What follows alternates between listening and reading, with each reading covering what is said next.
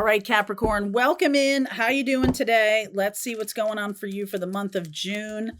I will talk about these themes coming up in your astrology. What is going to be interesting about June for you is that there's a lot of energy in Cancer and Aries, which are fellow cardinal signs. So that means that, you have Cancerian energy is opposite to you. You have Jupiter moving into Cancer, and that's going to create some kind of push and pull energy this month. And it does have to do with who you are versus a intimate partnership. So there, I'm going to explore that with you in the extended. And then also, there's something here about your own inner work and growth is going to be rewarded. So we'll talk about that too. There's a full moon in Sagittarius, which is in your 12th house. So there has been something going on for you that has been about freedom. And there's something that is karmically coming to a close as it relates to your freedom or as it relates to freedom that you have been wanting to achieve. Okay, so we'll talk about that too. Okay, new moon in Cancer coming up at the end of the month. That's in opposition to you. Here's the Sagittarian energy of lucky, shift, and the Scorpionic energy of death. So something that has been shielding you. I feel like this is the karmic energy we're talking about, the Sagittarian 12th house. And the end of some kind of truth or the end of some kind of chapter that you felt, it was like, why is this even happening? Like, how come I'm getting away with this? How come nobody is paying attention to this? I feel like that's coming to a close. So if you've been kind of escaping accountability on something, I would, and honestly, like we have Saturn in the sign of Aries, your ruling planet in the sign of Aries. So there's something here about accountability. All right. It's really important to pay attention, especially in your personal relationships and the relationships that you have in the home that you have created. So this can be about a spouse. This can be about people that you live with, something like that. Okay. Let's see what's going on. This is the Mermaid deck. But the new moon in Cancer says you can create something new after this kind of moves on. Underneath is the Three of Pentacles, the Seven of Swords, the Four of Pentacles. Here's your card, the Devil card, and then the Lover's card. So there's a new decision coming up. I feel like you have been holding yourself back from really making a decision and like kind of settling for breadcrumbs. Either, yeah. There's a lot of secrecy here. Things behind the scenes. And it's, Saturn in Aries is really saying, hey, you're going to have to stand up and say, this is who I am and this is what I want in my life. And just, sort of put your back into it. There needs to be a little more energy of you, not like, oh, life's happening to me. It's just happening to me. I feel like the Saturn energy is forcing you to say, no, I am making these decisions and this is what I want. Some of you have not wanted to say that because that locks you in to a perspective and maybe that doesn't serve you or hasn't served you. But I feel like now there's a need for you to take a stand. Okay. 10 of Swords. That's in the past. Okay. 4 of Swords, healing from some kind of real hurt from the past. Ace of Pentacles, the 6 of Pentacles, the Strength card. There's Leo right in the middle. So by the time we get to Lionsgate this summer, August 8th, expect to be free of this hurt from the past. And I feel like you never, like maybe you stood up and took a stand and then you got hurt. So now I don't want to take a stand anymore because I got hurt when I voiced my opinion or I said who I was or who I wanted to be with. I got stabbed in the back. I got betrayed. So now I'm a little bit gun shy here. But I feel like things are balancing, getting better. Magician. All right, I like that. Knight of Swords. Six of Cups and the Empress. Fourth house, definitely something about mother wound. We have Venus on June 1st, so a couple days ago, moving into conjunction with Chiron. And that's in Aries. So there's some kind of mother wound. Maybe this is what this is. This is from the past.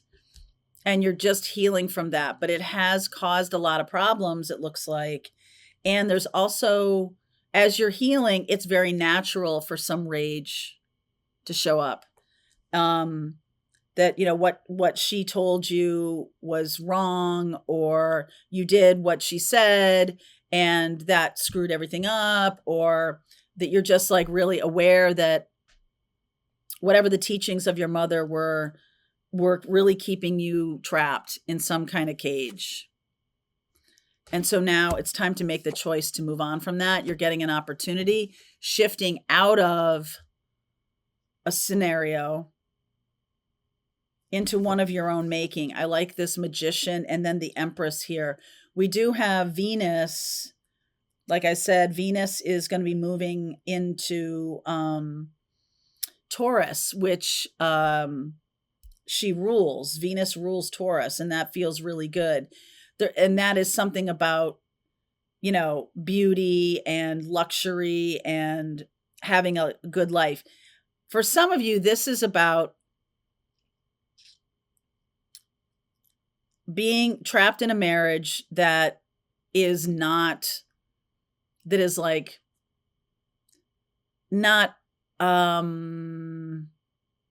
not beautiful. No, it's kind of like this person may be very austere. This person may be very spendthrift, and there's something lacking in this marriage or lacking in this partnership that has sent you externally to look for other partners. It does have to do with money. So there's something about money, penny pinching, or someone who's cheap, or something like that. Because at the end here, this is luxury, and this is the Ace of Pentacles. So I almost feel like you're going, Capricorn, this is something that maybe you hadn't always understood about yourself, but Capricornians like nice shit. You do. You work for it. Don't get me wrong. Like, nobody's dropping it into your lap. Although it might have happened that you've had some things dropped into your lap that are a little bit luxurious. But this is really about not just things that happen like out of the blue or kind of random events or things you can't replicate. This is about having a different kind of life, something that maybe you've always wanted to, that feels very nurturing. And like maybe you have flowers I have flowers in my house all the time. I promised myself once I left my narcissistic partners behind that I was never going to treat myself in the way that they treated me, which was stingy. Stingy. So I love having beautiful flowers in my home. I love making beautiful meals. This is all very Venus-y energy, making beautiful meals and having, luxurious time and having, beautiful blankets that feel, warm and snuggly.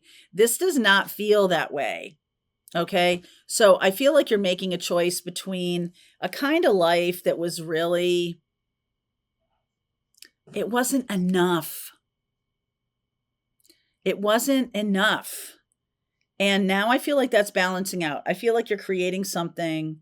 It's like you're channeling the rage into your healing, and you're really sort of transcending it. You're moving from a place to another place. This is a very intense transformation. The new moon in Cancer at the end of the month is going to give you a chance to really set yourself free. And I feel like by the time we get to August 8th, which is Lionsgate, you're going to know what I'm talking about with this austere living versus something that's luxurious. And And right away, if you're triggered by that word, like, oh no, I can't spend money on a beautiful mattress. I can't spend money on having flowers in my house. Oh no. Like, why? Does that freak you out? Okay. Is that your Saturnian inner Saturn ruling planet saying, you must earn it or something like that? Maybe that's true. So talk to me about this Ten of Swords. Yeah. Did you heal it though? You walked away, but did you heal it? Knight of Cups, Nine of Wands, and the Judgment card. I get a very romantic energy here. And maybe you were chasing something very romantic and it turned out to be a trap. Some of you are going to get another opportunity, but I don't want you to do the same things. It's like you've got to heal it. You got to heal that. The rage is going to be useful to setting you free. Rage is useful. It's a good tool. It's a good tool. And the Six of Cups and this is almost like being with someone who makes you feel like a kid again. Like it's joyful and indulgent even. Eight of Pentacles, Tower, Ten of Wands, Fool. Yeah, some of you might have felt like a pack mule in either your work life or your home life or both. Some of you worked really hard for money and had a lot of responsibility. And I feel like that's all getting blown up for some reason. The world is, I feel like you're making another choice, and I feel like you're magnifying or manifesting this blow up because you're like, this is no bueno. This is no good for me anymore. Maybe that new moon in Cancer is the time. Yes, that's right. Ace of Cups, Three of Cups, Hanged Man. That's more Queen of Swords. You see the similarity here? Hanged Man, and then the net, she's freeing the whale. There's definitely something here about getting free. Getting free of something that's austere. I keep getting that word austere. Like there's money is used to punish a partner. Any kind of spending, whether it's extravagant spending or no spending.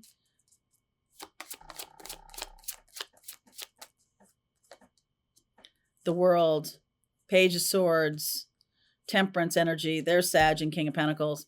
I feel like you're going to find this to be very interesting, that if you have been in this kind of penny pinching, lack mentality kind of life, making a difference, making a choice, and manifesting this other life is going to bring about a lot of abundance. Okay. It's going to bring about a lot of abundance.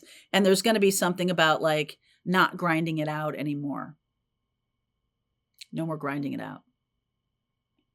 All right, let's keep going with this reading. I will also dive into the astrology for you and give you some insights and some themes to look for in June. So if you want to continue on with me, link is below, Capricorn. I'll see you over there. All right, I hope you enjoyed that video. If it was helpful to you, please consider liking this video and sharing it with anybody who might have a need for similar kind of information. And if you like this video, check out these videos.